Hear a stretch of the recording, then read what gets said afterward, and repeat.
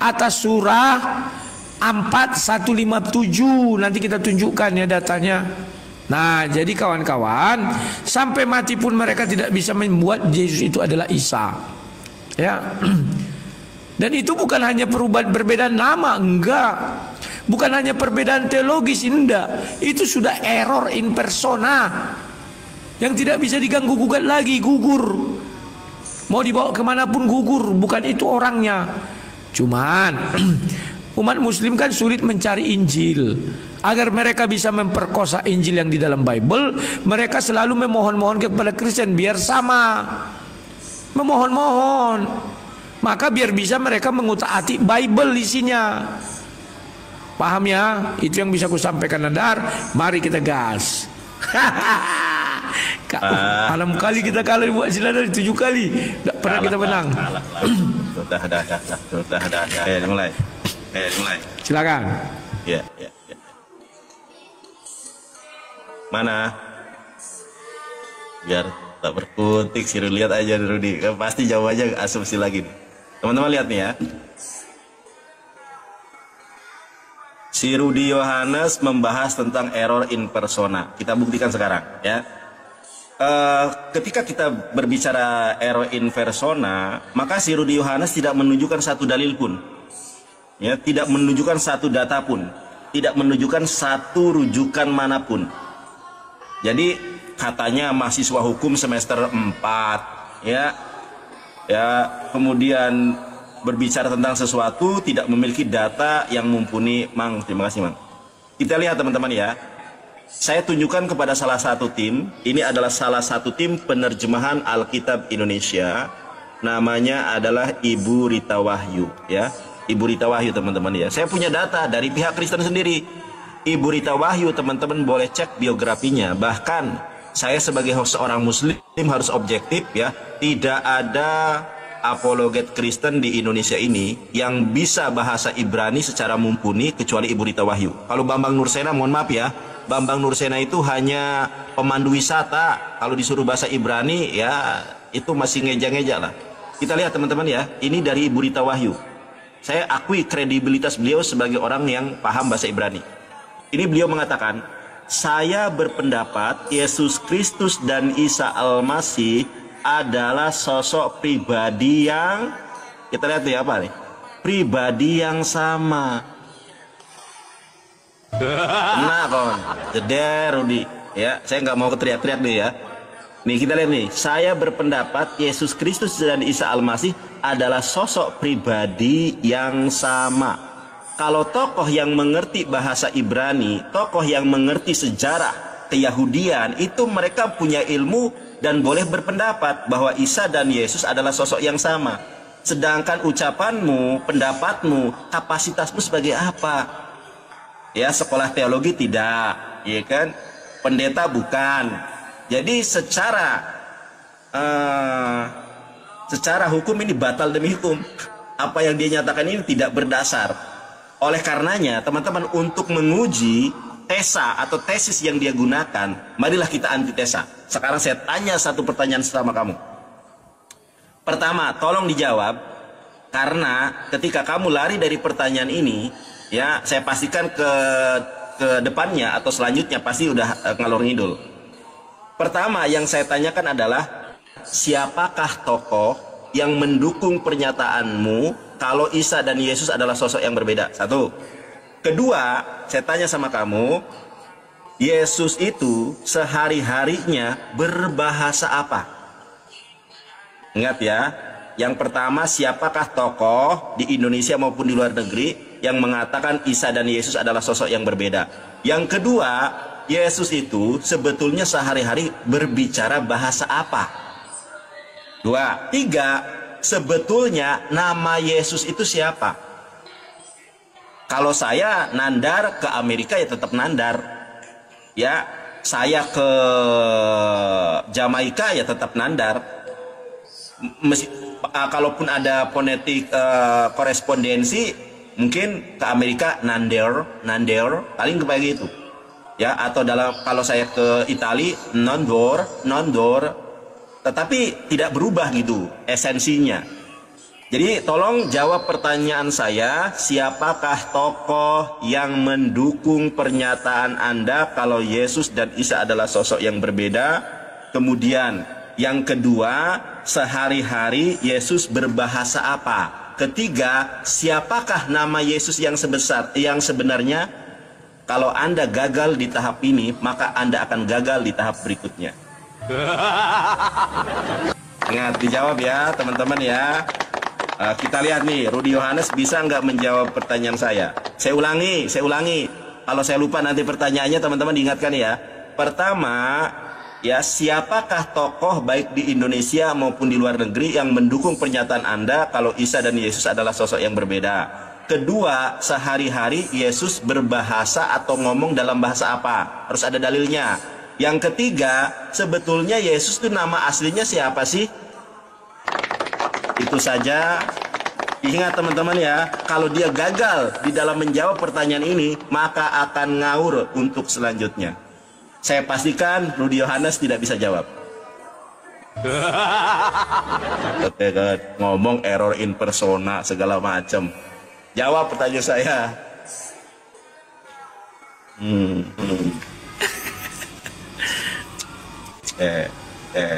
Buka mikrofonnya. Sudah kebuka itu. Dah. Ayo kawan, semangat kita, masa kita letoy menghadapi Nandar ini. Gak ada suara, Rud. Kok nggak ada? Udah ini ya, tes. Gak ada suara. Ada suara? Dah. Kok nggak ada? Ada. Barusan ada. Kok barusan ada? Punyamu yang ada trouble itu. Wah, aku trouble. Oke, matikan mic-mu. Ya, siap. Timernya. Ya, terpencet. Sabar. Taruh. Aku mau ambil pulpen dulu, biar nggak lupa. Taruh ya. Ya, nanti kau jawab dari jangkek kemarin kau curang ya. Kau jawab dari kitabmu dong. Jangan kau lari-lari. Tapi kita nggak usah keras-keras dulu kawannya. Nanti tidak mau orang tuh berdebat. Slow aja. Sejak kapan aku nggak mau? Ayo, sudah. Teman-teman, ini Otter sudah mulai nge-report nih. Tolong di tap layar ya. Ya, ayo tap yang layar kawan. Digabung. Kasih semawar 2 mawar biar jangan kena buang kita sama itu. Oke, pencet Nandar udah. Jadi kawan-kawan, si Nandar ini dari tadi aku sudah mengasih apa? Siapa orang tokoh? Oh, iya, saya buat tokoh. Tokohnya bermananya? Mana yang dia terbalik kok malah balik lagi. Ya. Oke ya. Tokohnya yang pertama bernama Ibnu Katsir. Ibnu Katsir mengatakan begini. Oke. Ku buat ya ini. Ini. Mereka masih belum puas dengan hal tersebut, akhirnya mereka datang kepada Raja Damasik ini, Damaskus. Ya, di masa itu. Jadi menurut Ibnu Katsir bahwa Nabi Isa di dalam Al-Quran hidup di masa Raja Damaskus. Oke. Sekarang kita masuk ke Bible Lukas 1. Pada waktu itu Kaisar Agustus. Jadi sudah berbeda ya Nandar. Antara Kaisar Agustus dengan Raja Damaskus itu sudah berbeda. Sudah. Jadi siapa tokohnya? Pertama Lukas, yang kedua adalah Ibnu Katsir. Paham ya Nandar? Kemudian yang kedua, si Nandar mengatakan dari Rita Wahyu. Wah, ini lucunya saya nih. Kalau kau meyakini Rita Wahyu Nandar, coba kau lihat pernyataan Rita Wahyu, apakah Isa mati disalib atau enggak? Jelas-jelas Rita Wahyu mengatakan Yesus itu mati di kayu salib. Sementara di dalam ajaran Islam, Yesus itu tidak mati di kayu salib. Surah 4157. Kau makan buah simalakama, kau melakukan blunder menggunakan Rita Wahyu. Coba tunjukkan satu tulisan Rita Wahyu yang mengatakan Yesus tidak mati di kayu salib. Yang kedua, tunjukkan bahwa Yesus itu bukanlah Tuhan dari ciptaan catatan Rita Wahyu. Ya, kalau kau menggunakan Rita Wahyu bahwa itu sama. Paham Nandar ya? Nah, kemudian si Nandar berkata begini. Apa nama aslinya Yesus siapa? Bahasanya apa? Bahasa yang digunakan Yesus sehari-hari ada beberapa bahasa. Bahasa Ibrani ya harus kita akui. Yang kedua ada namanya bahasa Yunani. Kalau kita lihat di Markus 7 ayat 26, aku bukakan ya. Tidak usah balik-balikkan apa yang kalian baca aja. Markus 7 ayat 26 dibilang begini. Ya. Perempuan itu seorang Yunani bangsa Siro-Fenisia. Artinya ayat ini mau menjelaskan bahwa Yesus pernah berjumpa sama seorang wanita Yunani bangsa Siro-Fenisia. Ia memohon kepada Yesus untuk mengusir setan dari anaknya. Artinya apa? Tak mungkin dia berbahasa Arab, orang dia bangsa Yunani Siro-Fenisia. Sangat besar dia kemungkinan berbahasa Yunani karena nama negaranya disebut dan nama sukunya disebut. Dan Yesus mengerti, Nandar. Pahami dulu. Dia mengerti dan menjawab ibu ini, makanya mereka pergi ya. Daerah Tirus, kejadiannya itu di daerah Tirus. Oke. Kemudian apa lagi kau bilang? Rita Wahyu mengatakan saya berpendapat. Ya sah-sah saja. Itu pendapat dia. Tapi kau belum pernah menunjukkan dari catatan otentik Kristen yang dipercayai oleh Kristen yang mengatakan bahwa Yesus adalah Nabi Isa itu sama. Gak akan pernah kamu temukan. Rita Wahyu itu siapa? Orang yang lahir abad ke-19. Paham gak kau, Nandar? Abad ke-20. Coba carikan saya satu. Tapi yang saya tunjukkan tadi jelas. Orang yang lahir abad pertama yakni Lukas. Dan orang yang lahir abadnya ke berapa itu? 9, yakni Ibnu Katsir. Yang tua-tua aku bawakan. Tidak ada mengatakan Yesus itu adalah Isa. Nggak ada itu. Ibnu Katsir nggak mau. Kemudian apalagi? Kita buka surah 19 ayat 16. Kita mainkan dulu dari Al-Quranmu ini, Nanda.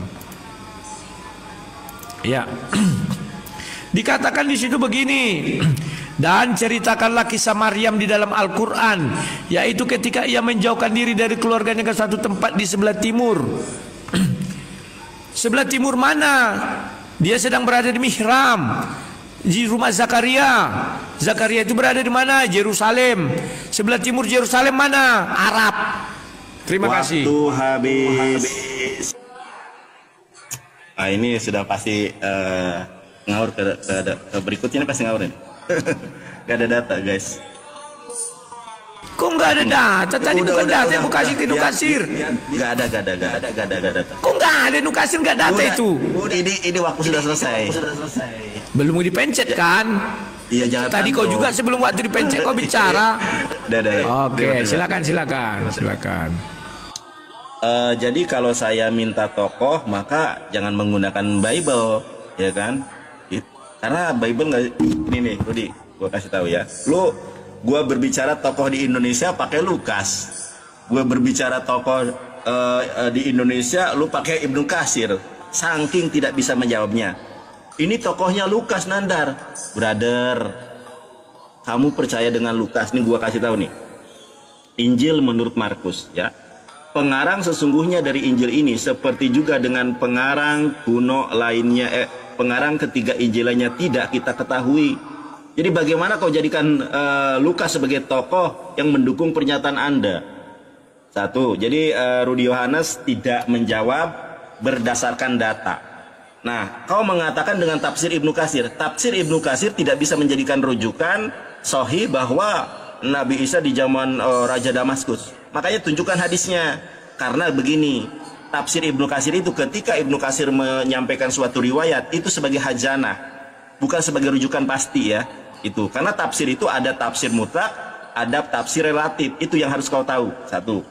Yang kedua, teman-teman, saya tanya, Yesus berbahasa apa? Rudi Yohanes lagi-lagi cuma berasumsi. Saya tunjukkan. Kalau saya by data ya. Biar Rudi Yohanes dan kawan-kawan paham. Kalau Yesus itu sehari-harinya berbahasa nih. Kita lihat nih. Ya. Nih saya tunjukkan. Yesus itu nggak pernah berbahasa Yunani. Ini teman-teman, ini dari Alkitab Sabda ya.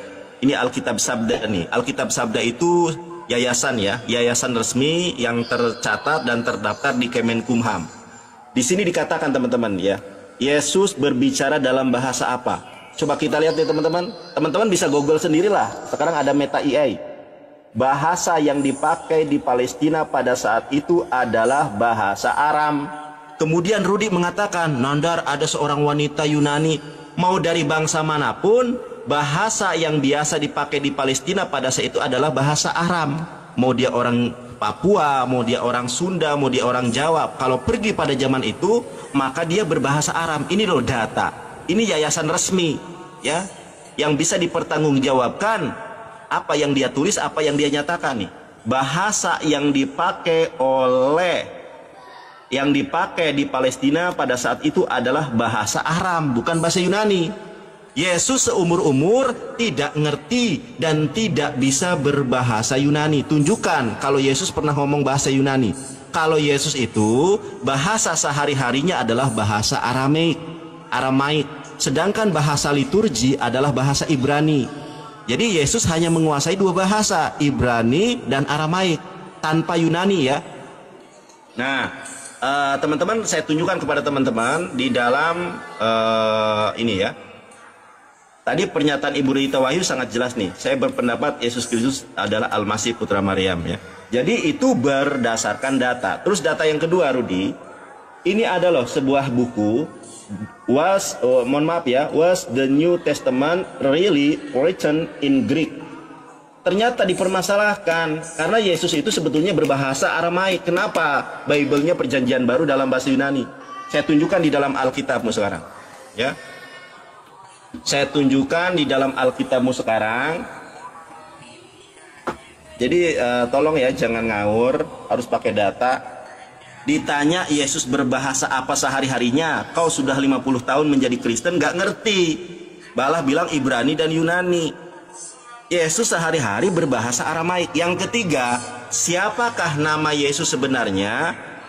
Jadi Yesus itu nama pagan. Kalau dalam bahasa Ibraninya Yesus itu ini kuda. Ini saya tunjukkan kepada Rudi Rohanes ya. Nah, kita lihat teman-teman ya, Matius 1 ayat 1. Matius 1 ayat 1. Nah, kalau saya salah silahkan dikoreksi. Rod, ternyata namanya bukan Yesus, Iso. Nih, kita lihat nih. Inilah silsilah, ini nih. Biblos Genesios Iso namanya. Kok bisa jadi Yesus? Ini Yesus berasal dari bahasa apa? Nah, kalau kita lihat di dalam ini ya. Nih, Rudi, lihat nih. Iso, bukan Yesus. Jadi tolong, saya tidak merubah pertanyaan saya. Tolong jawab pertanyaan saya yang tiga hal itu. Habis. Oke lah, agak kutingkatkan dulu dikit ya. Kutingkatkan dulu dikit. Oke. Panas dia, sudah mulai panas ini. Tunjukkan pakai data. Kutingkatkan dikit. Ya, tunjukkan. Bingung. Nah, pencet Anda. Gelisah. Kok geli? Enteng melawan kau itu enteng. Udah pakai data. Impersonal aja kok nggak tahu. Oke, ya ini kawan. Nandar kalau berdiskusi itu nggak pernah jujur, selalu bohong. Ya, dia selalu mengutip di awal. Apa dibuat sini? Bahasa yang dipakai di Palestina pada saat itu bahasa Aram ya, atau bahasa Ibrani sekarang lah. Logat Siro Kasdim setelah penawanan Bible bla bla bla bla mengganti bahasa Ibrani asli. Meskipun selanjutnya bahasa Ibrani menjadi bahasa dokumen-dokumen rohani. Adalah masuk akal untuk percaya bahwa Yesus berbahasa Aram sebab rakyat tidak mengerti kalau dia berbicara bahasa lain. Umumnya dipercaya bahwa Matius ditulis dalam bahasa Aram dan ketiga Injil dalam bahasa Yunani. Bahasa perdagangan dan kesusastraan pada masa itu adalah Yunani. Buktinya kau mengatakan namanya Yesus. Itu Yesus itu dari bahasa apa? Bahasa Aram. Kitab yang kau tunjukkan tadi kan bahasa Yunani. Itulah itulah lucunya si Nandar ini. Gak ngerti dia bahasa Yunani pada masa itu ada. Aduh. Sekarang kawan, dia membantah. Apa yang dibantahnya Ibnu Katsir. Lucu, kafir kau sudah membantah Ibnu Katsir. Karena Ibnu Katsir itu menafsir belum satu, bahkan negara Arab pun tidak berani mengacaukan seperti yang kau ucapkan. Apa ucapan Ibnu Katsir tidak benar? Sekarang kau baca lagi surah 20 19 ayat 16. Dia pergi ke timur Baitul Maqdis. Timur Baitul Maqdis itu Arab. Pahami dulu, kau nggak tahu peta. Kalau Bethlehem itu selatan. Nah, kemudian kau bilang Markus, yang kau petik tadi kan Injil Markus. Ketiga Injil katanya. Sementara Injil sinoptik ada 4. Yang kubuka itu bukan Markus tadi, Lukas. Gimana sih kau nih? Injil ada 4, kalau tidak Lukas ya berarti yang 3 ini. Kalau mau menurut fakta misalnya kita di persidangan, kan ada 4 Injil. Yang kau ambil tadi Markus. Lari kok ke yang ku kasih ayat. Kan lucu kok Nandar ya. Kaisar pada masa itu adalah Kaisar Agustus, dan pada masa itu mereka di bawah pemerintahan Pontius Pilatus orang Romawi. Bagaimana Yesus bisa berkomunikasi dengan mereka kalau dia tidak tahu bahasa Romawi? Kok kira Yesus itu oon? Yesus itu cerdas, semua bahasa dia tahu. Nah, kemudian apa lagi? Wah, sudah kujawab semua ini. Oh, mana pernyataan dari Indonesia? Ustadz Somad aja tidak pernah mengatakan itu Isa disalib. Makanya kau jawab tadi, mana pernyataan Rita Wahyu yang mengatakan Yesus itu tidak disalib agar dia menjadi Isa? Itu kan blunder sama kau, Nandar. Kalau kau bilang Rita Wahyu pendapatnya kau ambil, maka Rita Wahyu mengatakan Yesus disalib. Kenapa kau tentang Yesus disalib, Isa disalib? Artinya kau tidak bisa menggunakan dalil Rita Wahyu untuk memperkuat dalilmu, pembuktianmu. Makanya aku bilang error impersonal. Sementara aku ambil ini loh. Tidak percaya dia sama Ibnu Katsir, kawan. Ngeri kawan. Mereka ini begitu. Kalau nanti kita buka hadis, mereka nggak bisa jawab. Ah, ini kan hadis karangan. Untung nggak kita membilang. Coba saya yang bilang. Kok kau percaya sama hadis? Oh, di penjara kok kawan. Kok kau percaya sama tafsir Ibnu Katsir pembohong, di penjara kok kawan. Untung mereka yang bilang. Jadi dalil mereka sampai detik ini tidak ada yang bisa mengatakan Yesus di dalam Bible sama dengan Isa di dalam Al-Quran. Wah, Yesus tidak mungkin berbahasa Yunani, diambilnya namanya Yesus.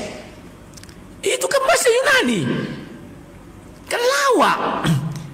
Kecuali kau bilang namanya Yeshua Hamasyiach, bahasa itu nama Ibrani. Ini diambilnya, dikutipnya bahasa Yunani. Terus bilang Yesus tidak bisa bahasa Yunani. Kan lawak kawan. Ya. Jadi kawan-kawan, perdiskusian dengan mereka ini penuh kelawak-lawaan. Habis ini lawak-lawak lagi nih. Kubuka nanti dalil lagi. Dalilnya aku nggak lari dari Quran. Quran pun nanti dibantahnya itu. Yang tadi itu kan Al-Quran di tafsirnya. Ibnu Katsir menafsir. Dan itu yang Isa tidak disalib. Terus dia percaya dengan Rita Wahyu. Rita Wahyu membilang Yesus disalib, berarti Isa disalib dong. Kalau kau memakai dalil itu, paham Nandar? Silakan. Terima kasih. Gak ada dalil. Kok nggak ada dalil? Jangan gue tunjukkan tantrum. Ini gue tunjukkan. Yang tantrum siapa? Oke, kita mulai lagi ya. Jadi tolong jujurlah terhadap diri sendiri ya teman-teman ya. Ini gua tunjukkan. Data itu bukan hanya satu kalau saya. Ya teman-teman lihat ini ya. Nih teman-teman ya. Ini dari sumber kekristenan sendiri loh.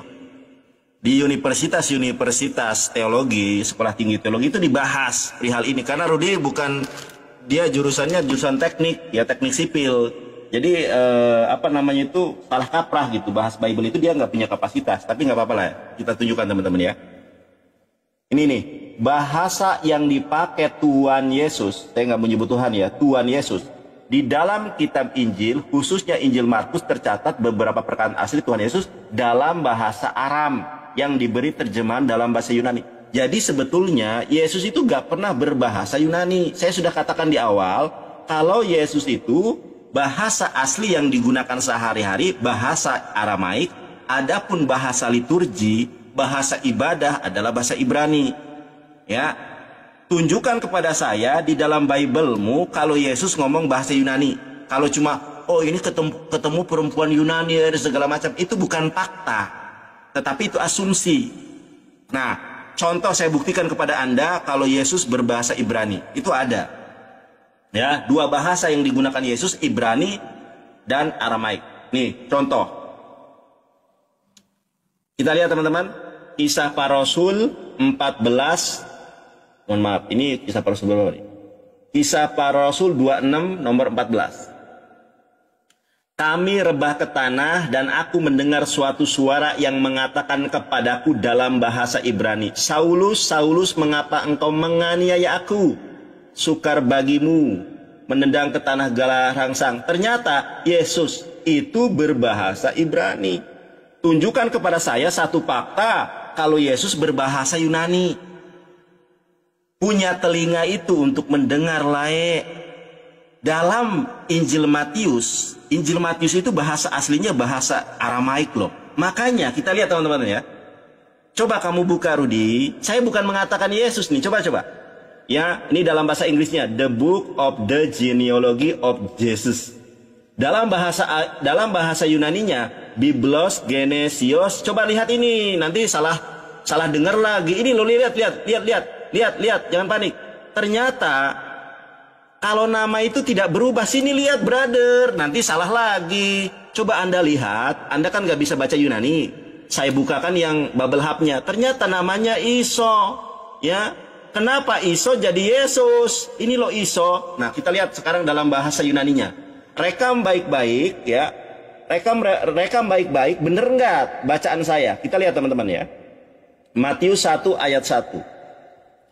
Ini terjemahan yang salah kaprah. Inilah silsilah Yesus Kristus. Dalam bahasa Yunaninya, Biblos Genesios Iso. Sama dengan Aramaik. Ini loh. Nah ini. Nih coba kau lihat nih. Makanya pendetamu nggak ada yang berani Rud. Karena terjemahan semua. Saya mah belajar, Aramaik belajar, ya kan? Ibrani belajar. Bukan ahli ya, tapi saya minimal belajar. Ketobo, inilah kitab. Dili, Duteh, kitab silsilah. De Iso, nih, De Iso, Mesiho, Breh, David, Breh, Davrohom.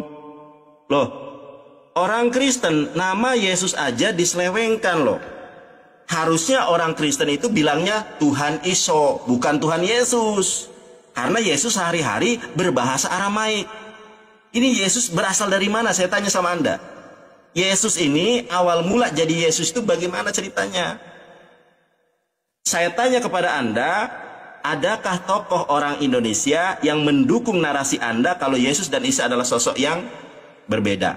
Sudah saya katakan di awal, Yesus dan Isa adalah sosok yang sama, cuma perspektifnya berbeda. Perspektif kami dia bukan Tuhan, perspektif kami dia tidak disalib. Yang kita bicarakan ini sosoknya loh. Bagaimana Anda paham? Dalam bahasa Aramaik Iso, dalam bahasa Yunaninya nih, Matius 1 ayat 1, Iso. Yesus berasal dari mana? Coba saya tanya. Kok bisa nama orang diganti jadi Yesus? Jangan-jangan ini terkait ini Yesus, ya, dewa Zeus. Jangan-jangan dewa matahari itu. Ya, makanya akan diusir Matius 7 ayat ke-21. Banyak orang yang memanggil aku Tuhan Yesus. Kata Yesus, siapa Yesus? Jangan-jangan tukang cilok. Saya mah Iso, kok dipanggil Yesus? Pelajari fonetik korespondensi. Habis. Pasti. Siapa Yesus? Siapa Yesus? Kasihan lu. Gak bisa jawab. Kok nggak bisa jawab? Enteng melawan kau tuh Nandar, kok hilang? Coba jawab. Itu Yesus dari mana itu? Pencet. Terima. Ya, terima. Oke. Jadi kawan-kawan, si Nandar inilah yang ku bilang, maaf ya Nandar, kau nggak ada perkembangan pikiran. Kalau dibilang dungu benar. Dia bilang Yesus tidak bisa bahasa Yunani. Kemudian dia ambil Matius 1 dan dia bacakan bahasa Yunani. Kelawak kawan. Terus dia bilang, wah itu tidak ditulis Matius dalam bahasa Yunani. Ternyata yang dibacanya bahasa Yunani. Coba kalian pikir baik-baik kawan.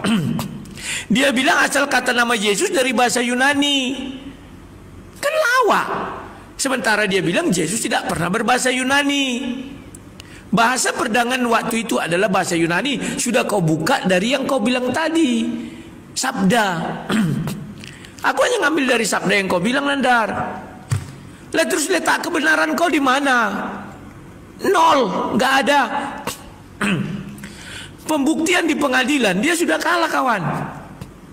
Nah, sekarang dia bilang, dari mana berubah menjadi Yesus? Ya aku akui dari bahasa Inggris. Kan itu ditranslate oleh bahasa Inggris. Loh, kok kamu ketawa?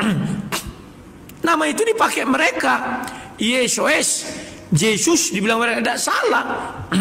Lah jadi bahasa Isa gimana? Oh karena Yesus sejak kapan 4 huruf sama dengan 3 huruf? Itu kan ngarang-ngarang cocokmologi. Nah sekarang kau mengakui bahwa Yesus bertemu dengan Paulus. Nanti di topik lain tidak mengakui dia Yesus bertemu Paulus. Inilah licik-liciknya Muslim. Hanya untuk kepentingan sesaat diakui dia. Untuk pembuktian lain tidak mau dia ngakui, kawan. Dari mana jalannya dia menang? Terus dia bilang Rita Wahyu. Makanya aku bilang Rita Wahyu mengatakan Yesus itu disalib. Berarti kau harus mengakui Nabi Isa disalib. Kau sudah melawan Al-Quran. Pasal 4157. Andai kata kita di pengadilan gak melawan kau sama aku. Kau bilang berbicara perspektif. Ini tidak hanya berbicara perspektif, Nandar. Kalau nama berbeda masih bisa kau datang ke kelurahan. Kau ingat nggak di negara ini apa dibilang? Apabila terdapat nama yang berbeda, maka minta surat pernyataan dari RT, RW dan lurah yang menyatakan nama ini adalah sama.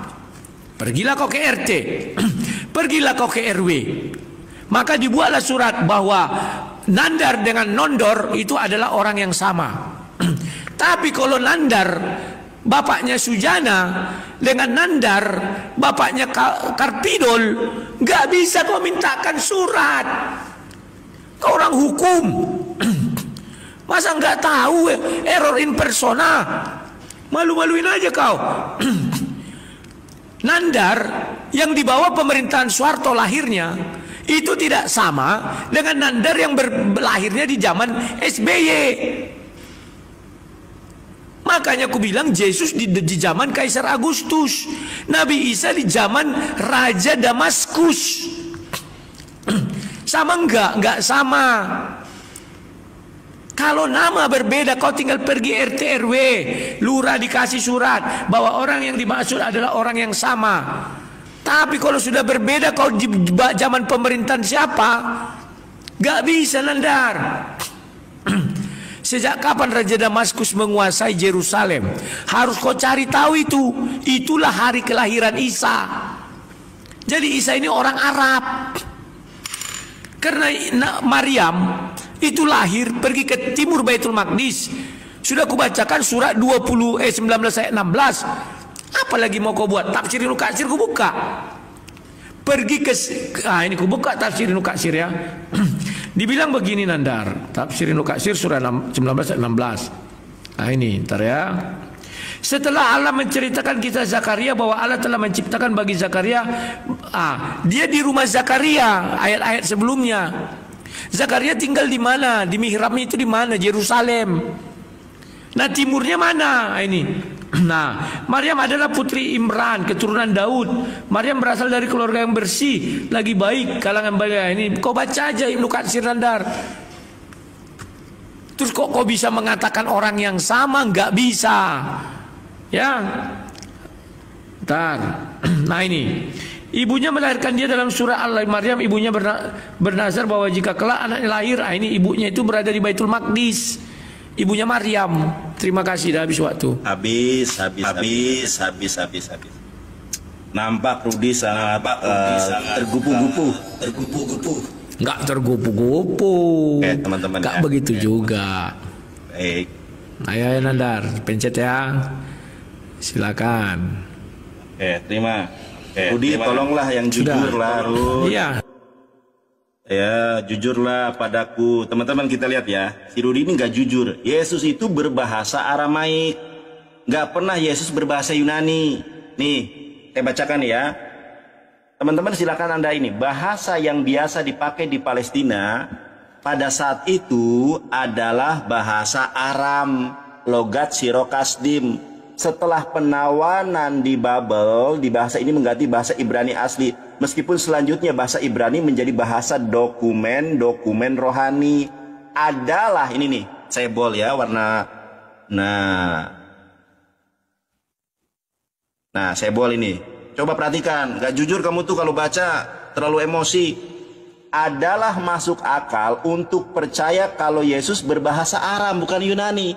Sebab rakyat tidak mengerti kalau dia berbicara dalam bahasa lain. Jeder. Tuh. Nah, sedangkan bahasa Yunani itu baru ada nih, perhatikan nih. Nih, baca yang benar ya. Nih, Rudi. Ini bahasa penjajah Romawi, Roman Empire. Perjanjian baru ditulis dalam bentuk bahasa Yunani yang merupakan bahasa umum di Mediterania Timur pada penaklukan Alexander Agung 335 sampai 323 sebelum Masehi. Ini evolusi bahasa Yunani Byzantium. Tuh, kapok kan? Nah, jadi kalau kita melihat datanya ini sudah sangat jelas loh. Yesus itu nggak bisa berbahasa lain selain bahasa Ibrani dan Aramaik. Makanya saya minta, kalau Yesus berbahasa Ibrani ada datanya. Kalau Yesus berbahasa Aramaik ada tuh, Efata. Kamu tahu nggak ketika Yesus menyembuhkan orang buta pakai bahasa apa dia? Efata. Kamu tahu nggak Efata itu artinya apa? Terbukalah. Makanya Efata dalam bahasa Qur'annya Al-Fatihah, Fatahah dalam bahasa Arab, Epata dalam bahasa Aramaik. Kristen nggak pernah sampai di titik ini untuk belajar kitabnya. Kemudian, Rudi, Matius 1 ayat ke-1 bukan Yesus. Saya sudah ngomong berapa kali bukan Yesus, masih ngomong Yesus. Aduh, Rudi. Nih Rudi, ini saya bacakan, tolong dipahami dan dimengerti ya. Nih. Ini kan dalam bahasa terjemahannya. Kau bilang dari bahasa Inggris. Sejak kapan Yesus ngomong bahasa Inggris, Rud? Dalam bahasa Yunaninya Biblos Genesios Iso. Iso bukan Yesus. Iso. Kalau kamu nggak bisa bahasa Yunani, ya nggak bisa baca. Aku bantu di Bible Hub-nya nih. Bible Hub-nya ya. Perhatikan, Rud. Matius 1 ayat 1. Biblos. Ini nih. Coba, aduh gimana bisa paham? Lu cari pertanyaan, makanya didengerin biar paham. Biblos, Rud, lihat Rud. Biblos Genesios ya. Ini. Biblos Genesios Iso, ini tuh. Iso. Kenapa jadi Yesus? Ini loh, Iso. Rekam ucapan saya. Kalau saya salah, silahkan buat video reaksi. Kenapa orang Ibrani tidak pernah menyebut Yesus? Itu penistaan. Saya tunjukkan. Itu penistaan, Rud. Nih, saya tunjukkan ke Rudi nih. Rudi mah nggak percayaan sih. Saya ngobrol dengan orang Ibrani aja. Atayahol, atayodea Yesus. Hah? Yesus? Ini saya tunjukkan. Karena Yesus itu, Rud. Mohon maaf. Saya hanya menunjukkan data ya. Mohon maaf ya. Nih, Rud. Kenapa orang Ibrani tidak membanggai nama Yesus? Mohon maaf nih, teman-teman lihat nih ya. Ini bahasa Indonesianya ini kuda, dalam bahasa Ibraninya, dengarkan baik-baik. Yesus. Jadi ini kuda dalam bahasa Ibraninya apa teman-teman? Yesus. Yesus, makanya nggak boleh. Jadi mohon maaf ya, memang orang Nasrani dan orang Yahudi itu sengaja memperolok-olok Yesus. Jadi Yesus dalam bahasa Ibrani itu ini kuda. Nih, saya nggak nista loh. Silakan Anda cari sendiri nih. Ini kuda dalam bahasa Ibraninya Yesus. Nah, ini kuda dalam bahasa Ibraninya Yesus. Tuh, makanya nggak boleh pakai nama Yesus. Makanya saya tanya, nama asli daripada Yesus atau ibundanya Yesus ketika Yesus dilahirkan itu manggilnya apa? Yesus atau Iso? Jeder kan? bingung memikirkannya. bingung tuh memikirnya sampai pucat Rudi. Untung bukan tektokan. Kalau tektokan habis lah korun. Untung kamu baik loh. Kalau si Edi tak bubukin kamu. Makanya belajarlah Ibrani, Aramaik biar nggak kalah debat. Bingung kan? Masih bingung tuh. Dia jari-jari data dulu tuh. Kalau saya sudah standby dari tadi. Kita janji dulu.